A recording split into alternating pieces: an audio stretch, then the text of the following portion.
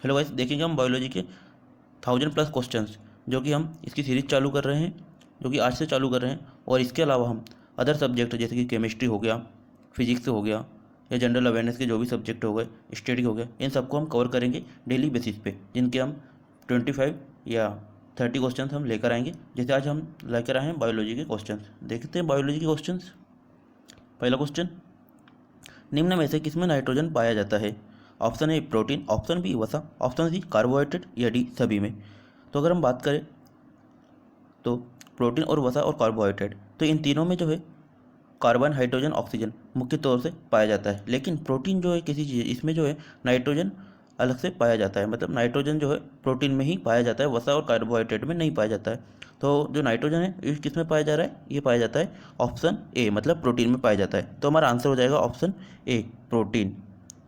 और प्रोटीन जो है शरीर की संरचना निर्माण में प्रमुख भूमिका निभाता है। तो हमारा आंसर हो जाएगा ऑप्शन ए, प्रोटीन। और सबसे ज़्यादा प्रोटीन किस में पाया जाता है? ये पाया जाता है सोयाबीन में, जो कि 46% पाया जाता है। तो हमारा आंसर हो जाएगा ऑप्शन ए। देखेंगे नेक्स्ट क्वेश्चन, शरीर का तापमान कौन नियंत्रित करता है? Option A medulla, B cerebellum, C thalamus, या डी हाइपोथैलेमस। तो जैसे कि हम देख रहे हैं ये चारों जो अंग है ये है मस्तिष्क के। तो मस्तिष्क में जो हाइपोथैलेमस पाया जाता है, और हाइपोथैलेमस जो है ये पिट्यूटरी ग्लैंड वो थैलेमस के मध्य में पाया जाता है। तो हमारा आंसर तो हो जाएगा ताप नियंत्रण के लिए हाइपोथैलेमस। तो आंसर होगा ऑप्शन डी, हाइपोथैलेमस हमारा राइट आंसर हो जाएगा। और इसके अलावा जो है पीयूष ग्रंथि को जो हम कहते हैं मास्टर ग्लैंड कहते हैं, जिसके ऊपर हाइपोथैलेमस रखा होता है। देखेंगे नेक्स्ट क्वेश्चन, सर्वदाता रक्त समूह है? Option A O positive, B A B, या सी बी, या डी ओ निगेटिव। तो हमारा आंसर हो जाएगा सर्वदाता जो हम कहते हैं, मतलब यूनिवर्सल डोनर, ये कहते हैं हम ओ निगेटिव को। ओ पॉजिटिव कभी नहीं लगाना है, ओ निगेटिव लगाना है। तो हमारा आंसर हो जाएगा ऑप्शन डी, ओ निगेटिव हमारा आंसर राइट आंसर हो जाएगा। इसके अलावा जो है कार्ल लैंडस्टर ने जो है 1901 में ए, बी और ओ ब्लड ग्रुप की खोज की थी, इसलिए जो है इनको ब्लड ग्रुप के जनक कहते हैं, या फिर इनको कहते हैं ब्लड ग्रुप की खोज किसने की थी? तो इसका आंसर होता है कार्ल लैंडस्टीनर। और अगर इसके अलावा अगर पूछा जाए कि ए बी ब्लड ग्रुप की खोज किसने की थी, तो ये की थी उनके दो शिष्य थे, स्टूरली और अल्फ्रेड वॉन डिकोसली। इन्होंने 1902 में ए बी ब्लड ग्रुप की खोज की थी। तो अगर अब पूछा जाता है क्वेश्चन ब्लड ग्रुप की खोज किसने की थी, तो वो की थी कार्ल लैंडस्टीनर ने। तो इसका आंसर तो हमारा हो जाएगा ओ निगेटिव, जो कि है सर्वदाता रक्त समूह। और ए बी जो है, ए बी रक्त समूह को हम कहते हैं यूनिवर्सल एक्सेप्टर, मतलब सर्वग्राही रक्त समूह। देखते हैं चौथा क्वेश्चन, टाइफाइड मुख्यतः किस अंग को प्रभावित करता है? ऑप्शन ए हृदय, ऑप्शन बी यकृत या लीवर, ऑप्शन सी आंत या इंटेस्टाइन, या ऑप्शन डी किडनी। तो ये प्रभावित करता है आंत को। इसके अलावा जो है इसको कहते हैं आंत ज्वर, या फिर इंटेस्टाइन फीवर भी इसको कहते हैं। और ये जो किससे होता है? ये दूषित पानी से फैलता है, और ये जो बैक्टीरियल डिसीज़ है, मतलब इसको हम कहते हैं किस, अगर क्वेश्चन पूछा जाता है किसके द्वारा होता है, तो बैक्टीरिया के द्वारा होता है। और बैक्टीरिया का नाम पूछा जाएगा तो साल्मोनेला टाइफी बैक्टीरिया का नाम है जिसके द्वारा यह होता है। तो हमारा आंसर हो जाएगा ऑप्शन सी, आंत। देखेंगे नेक्स्ट क्वेश्चन, रेटिना पर बनने वाला प्रतिबिंब होता है? ऑप्शन ए वास्तविक तथा उल्टा, ऑप्शन बी वास्तविक तथा सीधा, ऑप्शन सी आभासी तथा सीधा, या ऑप्शन डी आभासी तथा उल्टा। तो रेटिना पर बनने वाला जो प्रतिबिंब है वो बनता है उल्टा, लेकिन होता है वास्तविक। तो हमारा आंसर हो जाएगा ऑप्शन ए, उल्टा तथा वास्तविक। और ये जो है आइरिस द्वारा जो है प्यूपिल्स के साइज को कम ज़्यादा करके रेटिना पर पड़ने वाले प्रकाश को नियंत्रित करता है। मतलब कौन करता है? आइरिस करता है। और आँख पर बनने वाला जो प्रतिबिंब का असर जो होता है आँख पर होता है 1/10 सेकेंड तक होता है, मतलब 1 सेकेंड के 10वें हिस्से का एक भाग। क्वेश्चन एक ये भी आता है कि जब नेत्र दान किया जाता है तो उसमें नेत्र का कौन सा हिस्सा दान किया जाता है? तो उसमें किया जाता है कॉर्निया, जो कि सबसे भारी भाग होता है। अब जैसे यहाँ देख सकते हैं कॉर्निया, ये जो दिया है। देखते हैं नेक्स्ट क्वेश्चन, रक्त प्रवाह रोकने में किस यौगिक का प्रयोग किया जाता है? ऑप्शन है sodium chloride, option B sodium bicarbonate, option C ferric chloride, या ऑप्शन डी इनमें से कोई नहीं। तो ये किया जाता है ऑप्शन सी, मतलब फेरिक क्लोराइड का। तो हमारा आंसर हो जाएगा फेरिक क्लोराइड। इसके अलावा फेरिक क्लोराइड का जो है जल को शुद्ध करने में भी इसका प्रयोग किया जाता है, फेरिक क्लोराइड का। और इसका सूत्र क्या होता है? FeCl3 जो है इसका रासायनिक सूत्र है। और इसके अलावा जो इसका प्रिंटेड सर्किट बनाने में भी इसका बहुत उपयोग किया जाता है, फेरिक क्लोराइड का। देखेंगे नेक्स्ट क्वेश्चन, फ्रेनोलॉजी अध्ययन संबंधित है? ए हृदय से, बी किडनी से, या सी लीवर से, या डी खोपड़ी से। तो फ्रेनोलॉजी जो है इसमें हम खोपड़ी के आंतरिक भागों का अध्ययन करते हैं, तो ये कहलाएगा खोपड़ी। तो आंसर डी हमारा हो जाएगा राइट आंसर, ऑप्शन डी। और हृदय के अध्ययन को क्या कहते हैं? इसको कहते हैं कार्डियोलॉजी। और किडनी के अध्ययन को कहते हैं नेफ्रोलॉजी। और लीवर के अध्ययन को कहते हैं हिपेटोलॉजी। तो हमारा आंसर तो हो जाएगा डी, खोपड़ी का अध्ययन मतलब फ्रेनोलॉजी। देखिए नेक्स्ट क्वेश्चन, डीएनए की संरचना का मॉडल किसने दिया था? Option A Hargobind Khorana, option B Watson एवं क्रिक, ऑप्शन सी नागेली, या डी रॉबर्ट हुक। तो ये दिया था वाटसन एंड क्रिक ने जो है डीएनए की द्विहेलिक्स संरचना या फिर डबल हेलिक्स संरचना का जो मॉडल दिया था वाटसन एवं क्रिक ने दिया था 1953 में। या अगर 3D मॉडल भी कहेंगे तो इन्हीं ने दिया था, वाटसन एवं क्रिक ने। तो हमारा आंसर हो जाएगा ऑप्शन बी, राइट आंसर हो जाएगा। हरगोविंद खुराना को किस आविष्कार के लिए नोबेल पुरस्कार मिला था? ऑप्शन ए प्रोटीन संश्लेषण, ऑप्शन बी जीन संश्लेषण, या सी डीएनए की संरचना, या डी इनमें से कोई नहीं। तो इनको मिला था जीन संश्लेषण के लिए। ऑप्शन बी हमारा राइट आंसर होगा, जीन संश्लेषण के लिए। डॉक्टर हरगोविंद खुराना जो भारतीय अमेरिकी वैज्ञानिक थे जिन्हें 1968 में चिकित्सा का नोबेल पुरस्कार मिला था जेनेटिक कोड की खोज के लिए। उन्होंने ये पता लगाया था कि न्यूक्लियोटाइड कैसे कोशिका के प्रोटीन संश्लेषण को नियंत्रित करता है। तो हमारा आंसर होगा ऑप्शन बी, जीन संश्लेषण। देखेंगे नेक्स्ट क्वेश्चन,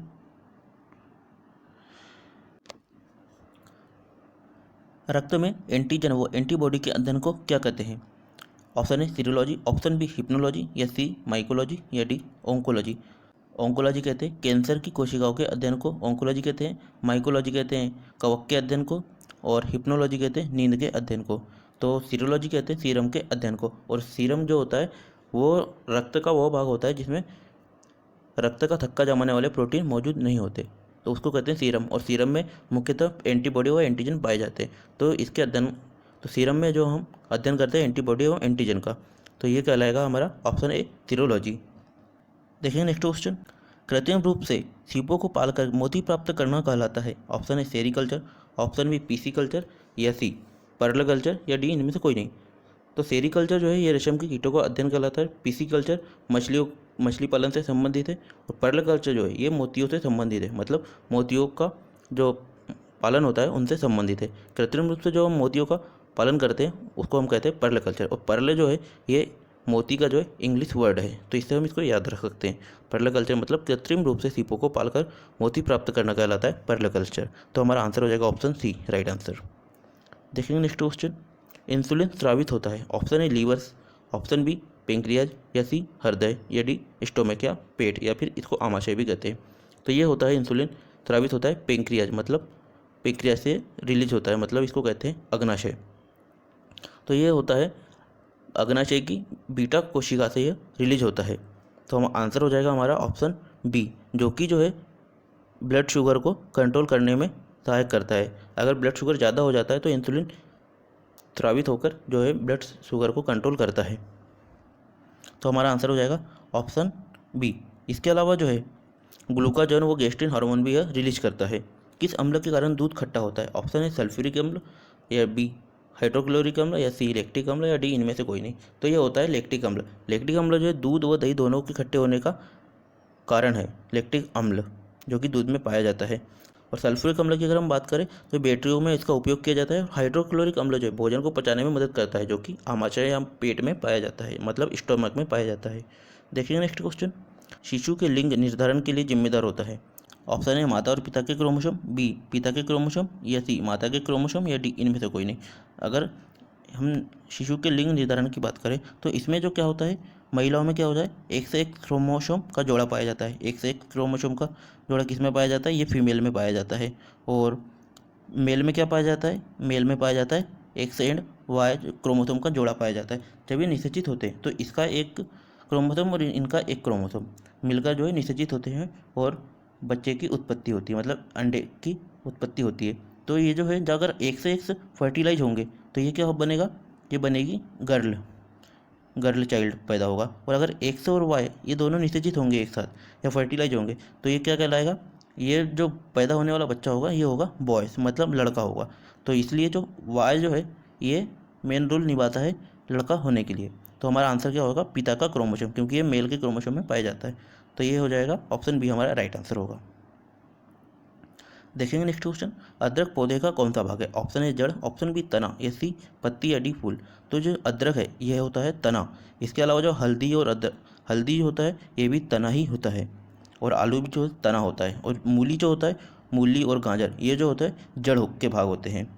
देखेंगे नेक्स्ट क्वेश्चन, मानव शरीर में नमक की मात्रा होनी चाहिए। ऑप्शन ए मानव शरीर के वजन का 4%, मानव शरीर के वजन का 0.4%, या सी मानव शरीर के वजन का 1%, या डी मानव शरीर के वजन का 10%। हमारे शरीर में जो है विभिन्न प्रकार के नमक या लवण पाए जाते हैं, लेकिन सोडियम क्लोराइड जो है मुख्य भूमिका निभाता है, मुख्य नमक है, जो कि हमारे शरीर के लिए काफ़ी महत्वपूर्ण भूमिका निभाता है। जैसे अगर सोडियम क्लोराइड की मात्रा कम होती है तो कैंसर जैसी बीमारी भी हो सकती है नमक की कमी से। इसके अलावा जो है ब्लड प्रेशर के कम या ज़्यादा होने का भी खतरा होता है। इसलिए जो है हमारे शरीर में के लिए जो एक मात्रा निश्चित है वो है 0.4%। तो बी हमारा राइट आंसर हो जाएगा। 17वां क्वेश्चन है, लाइक क्योर्स लाइक सिद्धांत किसने दिया था? Robert Hooke, option B Whittaker, या सी सैमुअल हेनीमैन, या डी इनमें से कोई नहीं। तो ये लाइक क्योर्स लाइक का मतलब होता है जो पदार्थ रोग पैदा करने में सक्षम है वह ठीक करने में भी सक्षम होते हैं। ये सिद्धांत दिया था सैमुअल हेनीमैन ने, जो कि होम्योपैथी के जनक कहे जाते हैं, और उनकी बर्थ एनिवर्सरी मतलब 10 अप्रैल को जो है विश्व होम्योपैथी दिवस भी मनाया जाता है। तो हमारा आंसर होगा Samuel Hahnemann, option C right answer होगा। पसीने वाली ग्रंथियां मानव शरीर के किस अंग में मौजूद होती है? ऑप्शन ए गुदा, ऑप्शन बी यकृत, या सी अग्नाशय, या डी त्वचा। तो पसीने की अगर हम बात करें तो कहाँ से निकलता है? हमारे त्वचा से निकलता है। तो हमारा आंसर तो हो जाएगा त्वचा। ये काफ़ी इजी क्वेश्चन हो गया, लेकिन आज का क्वेश्चन ऐसा नहीं पूछा जाता है। ये पूछा जाता है कि सबसे ज़्यादा पसीना कहाँ शरीर के किस अंग में आता है? तो ये आता है हमारी हथेली मतलब पाम में। और ये भी पूछा जाता है कि त्वचा के किस भाग से में जो है स्वेट ग्लैंड मौजूद होती है, मतलब पसीने की ग्रंथियाँ होती है। तो ये होगा त्वचा की जैसे 3 लेयर होती है मुख्यतः, एपिडर्मिस, डर्मिस और होती है हाइपोडर्मिस। तो ये होती है डर्मिस में, मतलब बीच में होती है स्वेट ग्रंथियाँ, मतलब स्वेट ग्लैंड बोले तो पसीने की ग्रंथियाँ होती है डर्मिस लेयर में। तो आंसर हमारा हो जाएगा त्वचा। और अगर ये कहाँ से रिलीज होता है? ये होता है डर्मिस लेयर से। देखेंगे नेक्स्ट क्वेश्चन, निम्नलिखित में से कौन मानव विज्ञान के अध्ययन का एक भाग है?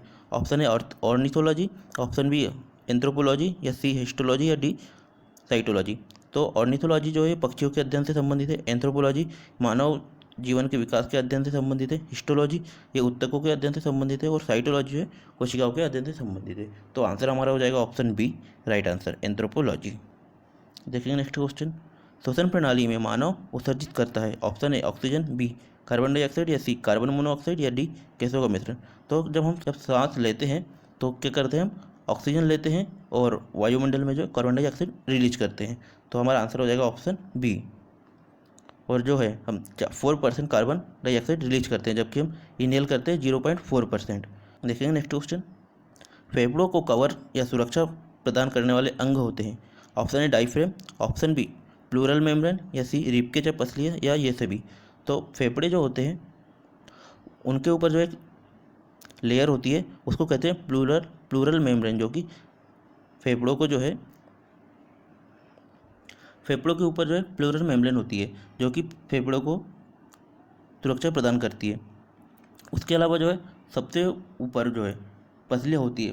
पसलियाँ मतलब पसलियों के अंदर ही फेफड़े होते हैं, जो कि उन्हें प्रोटेक्शन का कार्य करते हैं। और नीचे की हिस्से में जो है फेफड़ों के नीचे में जो है वो होते हैं डायफ्रेम, जो कि फेफड़ों को सुरक्षा प्रदान करते हैं। तो ये हमारा आंसर हो जाएगा ऑप्शन सी डी ये सभी। फेफड़ों को कवर या सुरक्षा करने की अगर बात करें तो डायफ्रेम जो है फेफड़ों के सबसे नीचे होता है, प्लूरल मेम्ब्रेन जो है संपूर्ण भाग में उसको कवर करती है, मतलब फेफड़ों को संपूर्ण भाग में प्लूरल मेम्ब्रेन द्वारा कवर होता है। लंग्स जो है रिबकेज के अंदर होते हैं, मतलब पसलियों के अंदर होते हैं, मतलब ये तीनों जो है इसको संपूर्ण रूप से सुरक्षा प्रदान करते हैं। तो डी हमारा राइट आंसर हो जाएगा। और पसलियों की अगर बात करें तो कितनी पाई जाती है हमारे शरीर में? ये पाई जाती है 12 जोड़ी, मतलब 24 पसलियाँ पाई जाती है। ये क्वेश्चन भी एग्जाम में आता है। तो राइट आंसर होगा हमारा डी। देखेंगे नेक्स्ट क्वेश्चन, निम्न में से किसकी कमी से हड्डियाँ कमजोर हो जाती है? Option A calcium, option B phosphorus, या सी नाइट्रोजन, या डी ए और बी दोनों। तो हड्डियाँ जो है मुख्यतः कैल्शियम और फास्फोरस की बनी होती है, और शरीर का कुल कैल्शियम का जो 99% हड्डियों में होता है। और अगर कैल्शियम और फास्फोरस को देखें तो शरीर में जितना कैल्शियम और फास्फोरस संयुक्त रूप से पाया जाता है उसका 56% जो है हड्डियों में पाया जाता है। और कैल्शियम फास्फेट जो है हड्डी और दांतों के निर्माण के लिए काफ़ी उपयोगी होता है। एक स्वस्थ व्यक्ति के शरीर में अगर देखें तो 400 से 700 ग्राम फास्फोरस रहता है। तो हमारा राइट आंसर होगा कैल्शियम और फास्फोरस दोनों, तो आंसर होगा डी। देखते हैं नेक्स्ट क्वेश्चन 23। कीट के काटने पर खुजली या सूजन हो जाती है क्योंकि वे छोड़ते हैं। ऑप्शन है acetic acid, B formic acid, C lactic acid या डी मेरिक एसिड। जब भी कोई कीड़ा हमें काटता है, जैसे चींटी काटती है, बिच्छू काटता है, तो क्या है, हमें काफ़ी जलन होती है या फिर फूल जाता है, तो वो होता है फार्मिक एसिड के कारण। तो ये क्या छोड़ते हैं, फार्मिक एसिड छोड़ते हैं। और एसिटिक एसिड कहाँ पाया जाता है, एसिटिक एसिड जो सिरका या फलों के रसों में पाया जाता है। मतलब फार्मिक एसिड का तो क्लियर हो गया, किसी भी कीड़ों में पाया जाता है, चाहे कोई भी कीड़ा हो, है ना। और लैक्टिक एसिड जो है दूध या दहियों में पाया जाता है। और मेलिक एसिड जो है ये पाया जाता है सेब में। और अगर साइट्रिक एसिड की हम बात करें तो ये नींबू या संतरा जैसे खट्टे फलों में पाया जाता है। और टमाटर में कौन सा एसिड होता है, ये होता है ऑक्जेलिक एसिड। देखते हैं नेक्स्ट क्वेश्चन। जंतु उत्तकों में से कौन हार्मोन और ऊष्मा का परिवहन करता है। तो जंतु उत्तकों में हार्मोन और ऊष्मा का परिवहन करता है। ऑप्शन है संयोजी उत्तक, या बी मस्कुलर उत्तक, या पेशी उत्तक, या सी रक्त, या डी तंत्रिका तंत्र। तो ये करता है रक्त। रक्त जो है हार्मोन और ऊष्मा का परिवहन करता है जंतु उत्तकों में। तो डी मतलब सी हमारा राइट आंसर होगा। अगर ये रक्त नहीं होता आंसर में तो हम संयोजी उत्तक इसको लगा सकते थे, लेकिन संयोजी उत्तक गलत होता। फिर भी रक्त राइट आंसर होगा, जो कि हार्मोनों का परिवहन करता है। इसके अलावा संयोजी उत्तक की बात करें तो लिगामेंट हो गया, टेंडन हो गया, ये भी संयोजी उत्तक में आते हैं। और टेंडन जो है बोन और मांस को जोड़ता है, मतलब हड्डी और मांस को जोड़ने का कार्य करता है। और लिगामेंट जो हड्डी से हड्डी को जोड़ने का कार्य करता है। देखते हैं नेक्स्ट क्वेश्चन। पौधों में अत्यधिक वाष्पोत्सर्जन या ट्रांसपीरेशन के लिए जिम्मेदार होता है। ऑप्शन है जाइलम, बी फ्लोएम, या सी छाल, या डी स्टोमेटा। तो स्टोमेटा जो है ये पेड़ों के श्वसन के लिए काफ़ी जिम्मेदार होता है। मतलब इसी के द्वारा जो है ट्रांसपीरेशन मतलब अत्यधिक वाष्पोत्सर्जन के लिए जिम्मेदार होता है। तो डी हमारा राइट आंसर होगा। और श्वसन का यह प्रमुख अंग है जो कि पत्तियों में पाया जाता है, जिसे रंध्र भी कहते हैं हिंदी में। और जाइलम क्या होता है, जाइलम जो है खनिज लवण व जल को पौधों के भागों तक पहुंचाता है, जिससे कि यह लोग खाद्य पदार्थ बनाते हैं। उसके बाद जो है फ्लोएम का कार्य होता है बने हुए खाद्य पदार्थ को पौधों के विभिन्न भागों तक पहुंचाने का। तो हमारा राइट आंसर होगा स्टोमेटा या रंध्र। मिट्टी में मौजूद पानी जो पौधों के लिए आसानी से उपलब्ध होता है।